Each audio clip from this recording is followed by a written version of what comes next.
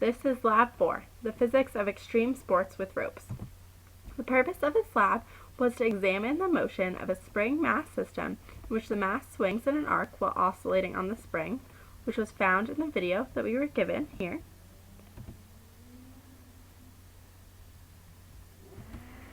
Using Tracker, we extracted the position data of the mass in the video. Next, a computational model using VPython was used to predict the motion of the system using Newton's second law. Then, comparing the computational model to the tracker analysis. Using the energy principle, we were able to show the changes in kinetic energy, gravitational potential energy, spring potential energy, and the total energy. The model is very similar to the actual values with some slight deviations. The initial conditions were the mass that was given to us, which was 0.402 kilograms. The time of the video calculations was started at 0 seconds.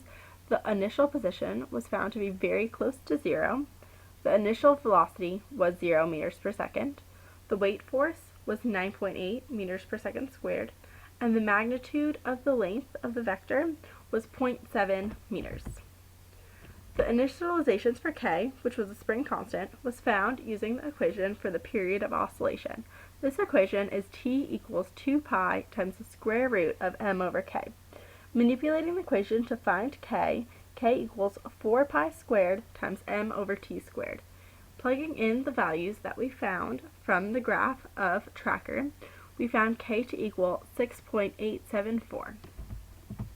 The initializations for L naught, which was the relaxed length of the spring, was found from the gravitational force. The vector of the gravitational force was equal to the spring force, which then was manipulated to be the mass times gravity equals K times L minus L naught. This was then manipulated using the values that we found to equal L naught equals 0.127 meters, which was then plugged into VPython code, as you can see below. The physics used behind this assignment and lab were three main things: kinetic energy, which is equal to 1/2 mv squared, gravitational potential energy, which is equal to m times g times y, the spring potential energy, which is equal to 1/2 ks times s squared. In this lab, we run the model, and we see that the model we were found looks like this, and this is what the bouncing spring looks like.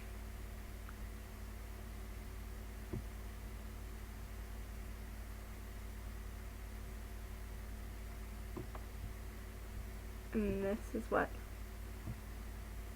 the projected values would be. So, what does it mean? For my model, the yellow line represents the change in total energy. The green line represents the change in gravitational potential energy. Red represents the change in the spring potential energy, and blue represents the change in kinetic energy.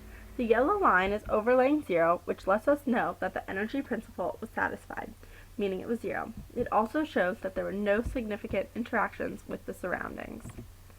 What does the second question mean? We were trying to find the arc of the swing, and we were trying to find the oscillating period. So for the x position, the two upper points give a t value of 1.651 seconds, and the lower points give a value of 1.663 seconds, giving the average oscillating period responding to the arc-like swing to be 1.657.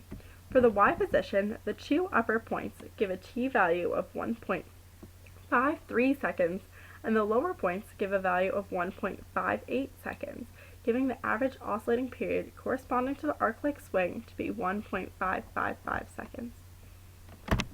Thanks for watching my video.